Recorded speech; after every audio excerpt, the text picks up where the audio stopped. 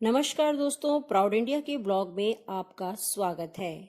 और मैं आपके सामने एक बार फिर हाजिर हुई हूँ और आज मैं आपको पांडवलेनी के विषय में जानकारी देने जा रही हूँ।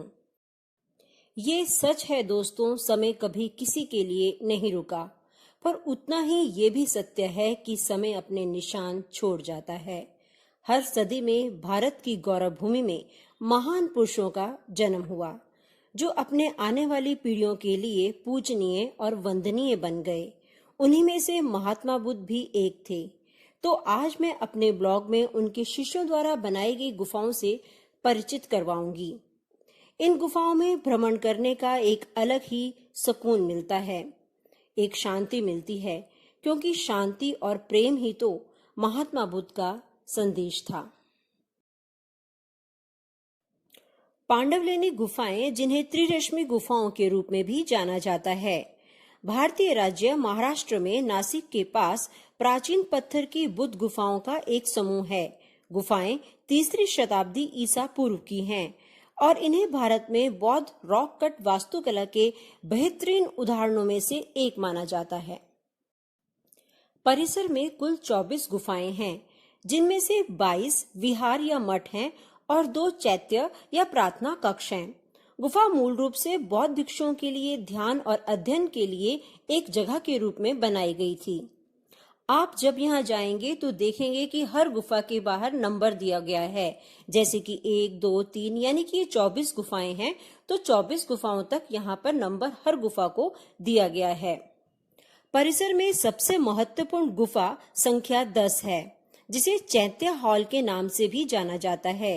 इस गुफा के केंद्र में एक बड़ा स्तूप है, जो स्तंभों और बुद्ध की मूर्तियों से घिरा हुआ है। इस गुफा को भारत में चैत्य सभामंडल के शुरुआती उदाहरणों में से एक माना गया है। जैसे कि आप सामने देख ही रहे हैं, ये चैत्य हॉल है। गुफाएं एक पहाड़ी पर स्थित हैं और यहाँ पहुंचने के लिए सीढ़ियां चढ़नी पड़ती हैं। यह जगह सूर्योदय से सूर्य अस्त तक के लिए खुली रहती है और पर्यटकों और इतिहास प्रेमियों के लिए यह काफी लोकप्रिय स्थान है। यहाँ से आपको पूरा नासिक नजर आएगा।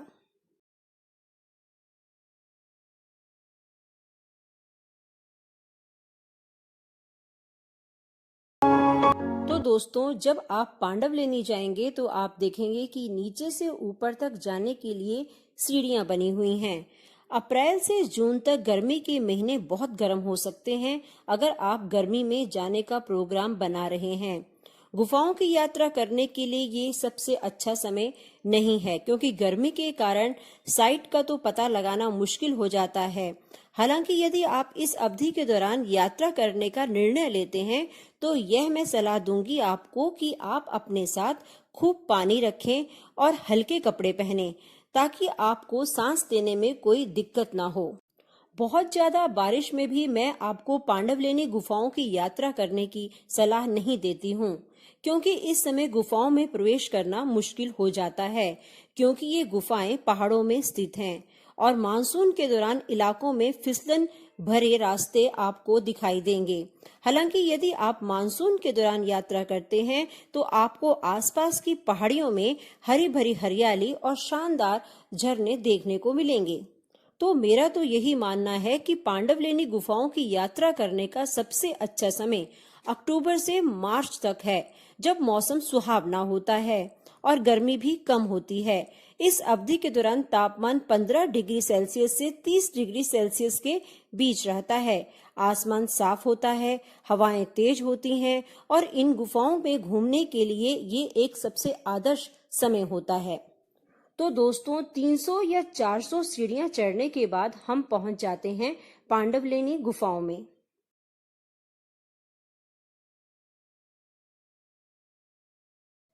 इन गुफाओं को त्रिरश्मि गुफाओं के रूप में भी जाना जाता है, जिसका अर्थ है गुफाओं की 3 पंक्तियां। ऐसा माना जाता है कि इन गुफाओं का नाम उन 3 ऋषियों के नाम पर रखा गया है, जिन्होंने इन्हें चट्टान में तराश कर बनाया था। गुफाएं एक पहाड़ी पर स्थित हैं, जिसे बौद्ध शिक्षा और गतिविधि का एक महत्वपूर्ण केंद्र माना जाता है।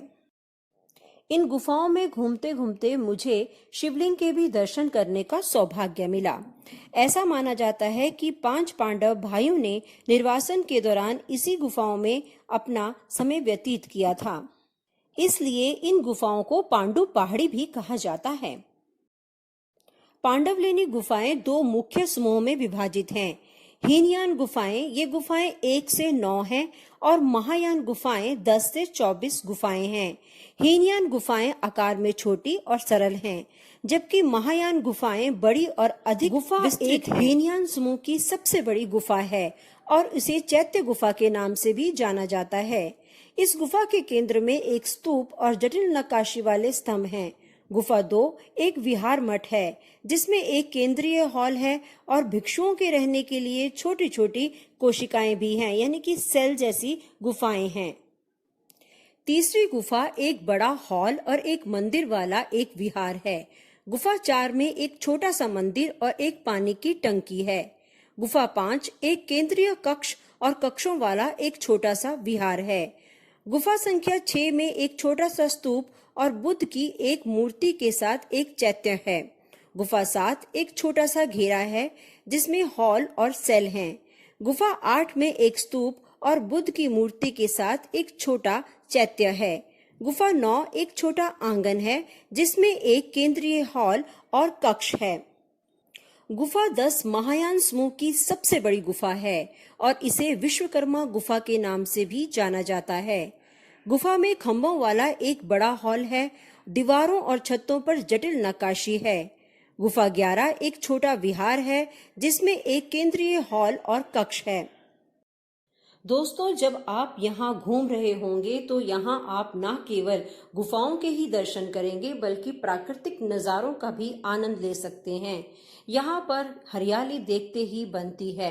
बारिश के मौसम में, हालांकि जैसे कि मैंने आपको बता दिया है कि बहुत ज़्यादा बारिश में आप यहाँ मत जाना, लेकिन हल्की फुल्की बारिश के मौसम में यहाँ का आनंद तो कुछ और ही होता है। इन पहाड़ों और रास्तों का मजा लेते हुए आपका समय कब कट जाएगा आपको भी पता नहीं चलेगा। ये पहाड़ देखने में बहुत ही सुंदर लगते हैं। इन गुफाओं के रास्ते में घूमते घूमते मुझे हनुमान जी की भी मूर्ति दिखाई दी, जो देखने में मुझे काफी आकर्षित कर रही थी। अभी तक मैं 9 गुफाएं तो देख ही चुकी थी, लेकिन थकावट नाम की कोई भी चीज नहीं थी। बीच बीच में मैं अपने शहर को भी देख रही थी ऊंची पहाड़ियों से, जो मुझे बहुत ही अच्छा लग रहा था चारों तरफ के नज़ारे देखते हुए। और यहीं पर मैंने कुछ फोटोग्राफी भी की, क्योंकि मुझे फोटोग्राफी का बहुत शौक है। दोस्तों, जब मैं इस ऊंची पहाड़ी से अपने शहर को देख रही थी तो मेरे दिमाग में एक विचार आया कि हम चाहे कितने भी आधुनिक क्यों ना हो जाएं, लेकिन सुकून हमको धार्मिक स्थलों पर ही जाकर मिलता है। क्या आपको भी ऐसा महसूस होता है? तो दोस्तों, 10 गुफाओं घूमने के बाद भी अभी 10-15 गुफाएं और थी जिन्हें देखना बाकी था।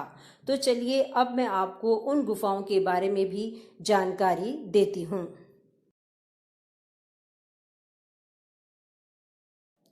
गुफा 12 में खंभों वाला एक बड़ा हॉल और बुद्ध की एक मूर्ति है। गुफा 13 एक हॉल और कक्षों वाला एक छोटा सा घेरा है। गुफा 14 में बुद्ध की मूर्तियां और जटिल नक्काशी वाला एक बड़ा हॉल है। गुफा 15 एक हॉल और कक्षों वाला एक छोटा सा घेरा है।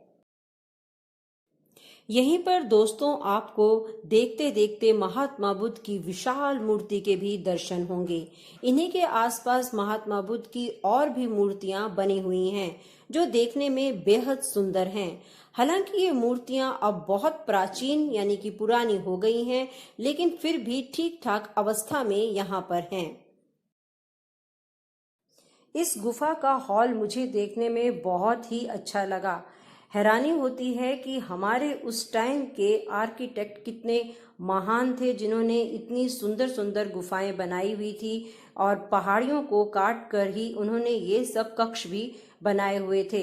इन कक्षों को देख के ऐसा लगता था कि जैसे यहाँ पर महात्मा बुद्ध के भिक्षुक ज्ञान अर्जित करते हों, यानी कि साधना के केंद्र बने हुए थे। यहीं पर बैठ के वो ध्यान किया करते थे इन छोटे छोटे कक्षों में। इस बड़े हॉल को देखकर ऐसा जान पड़ता था कि शायद यहाँ पर सभी भिक्षुक एक साथ बैठते हों और उनको संदेश दिया जाता था कि जीवन के प्रति कैसे सजग रहना है, कैसे शांति का संदेश सब लोगों तक पहुंचाना है। यहीं पर हमारे महान भिक्षुओं ने ज्ञान अर्जित किया। दोस्तों, ये गुफाएं इतनी सुंदर बनी हुई हैं कि ऐसा लगता था कि इन गुफाओं में किसी भी मौसम में आसानी से रह सकते हैं।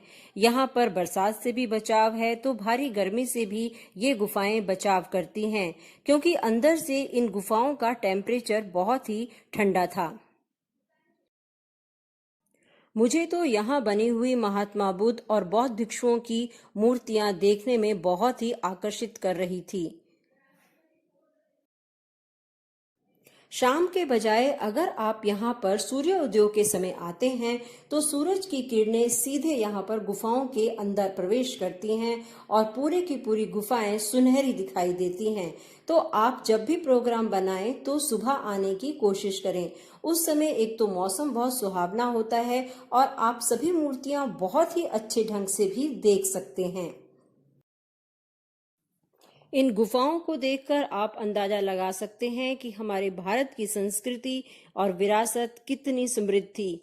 गुफाएं अपनी जटिल नक्काशी और वास्तुकला के लिए जानी जाती हैं, जो प्राचीन शिल्पकारों के कौशल और रचनात्मकता को भी दर्शाती हैं।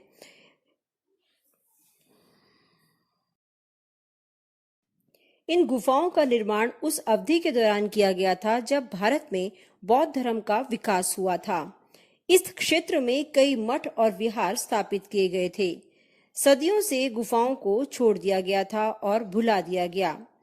19वीं शताब्दी में ब्रिटिश खोजकर्ताओं द्वारा इसे फिर से खोजा गया, जो इसकी सुंदरता और ऐतिहासिक महत्व से मोहित थे। तब से गुफाओं का अध्ययन और संरक्षण भारतीय पुरातत्व विभाग द्वारा किया जा रहा है। यहाँ पर आप जब भी आएंगे तो आपको यहाँ पर 25 रुपए एंट्री फीस देनी होगी। कुल मिलाकर पांडवलेनी गुफाओं का आंतरिक भाग प्राचीन भारत की समृद्ध सांस्कृतिक और कलात्मक विरासत का एक वसीयतनामा है। जटिल नक्काशी और मूर्तियां, शिलालेख और रॉक कट डिजाइन के साथ बौद्ध भिक्षुओं के दैनिक जीवन और सातवाहन राजवंश की धार्मिक और सांस्कृतिक प्रथाओं की एक झलक पेश करती हैं ये गुफाएं। धार्मिक दृष्टि से भी इन गुफाओं का बहुत महत्व है। पांडवलेनी गुफाएं भारत में एक महत्वपूर्ण बौद्ध तीर्थ स्थल है। गुफाओं का निर्माण बौद्ध भिक्षुओं ने अपनी आस्था का अभ्यास करने के लिए किया था और इसमें विभिन्न बौद्ध प्रतीक और मूर्तियां थी। गुफाओं में बौद्ध ग्रंथों के शिलालेख भी हैं, जिन्हें भारत में सबसे पुराना माना जाता है। मेरा तो यही मानना है कि पांडवलेनी गुफाएं महाराष्ट्र की सांस्कृतिक विरासत का एक महत्वपूर्ण हिस्सा है। गुफाएं क्षेत्र के समृद्ध सांस्कृतिक और धार्मिक इतिहास का एक उदाहरण है। गुफाएं प्राचीन भारतीय संस्कृति की सहिष्णुता और समग्रता का भी प्रतीक हैं, क्योंकि वे बौद्ध भिक्षुओं के लिए बनाई गई थी, लेकिन अब सभी धर्मों के लोग यहाँ इन गुफाओं का सम्मान करते हैं और उन्हें देखने के लिए आते हैं। तो दोस्तों, आप भी अपना समय निकालकर यहाँ जरूर आइए और अपनी प्राचीन धरोहर को जरूर देखिए। आपको मेरा ये वीडियो कैसा लगा कमेंट बॉक्स पे जरूर बताइएगा। इस प्रकार के मेरे और भी वीडियो देखने के लिए मेरे चैनल को लाइक, शेयर और सब्सक्राइब भी जरूर कीजिएगा। मैं फिर हाजिर होंगी एक नई जानकारी लेकर आपके सामने। तब तक के लिए आप अपना ध्यान रखिएगा। धन्यवाद वीडियो देखने के लिए।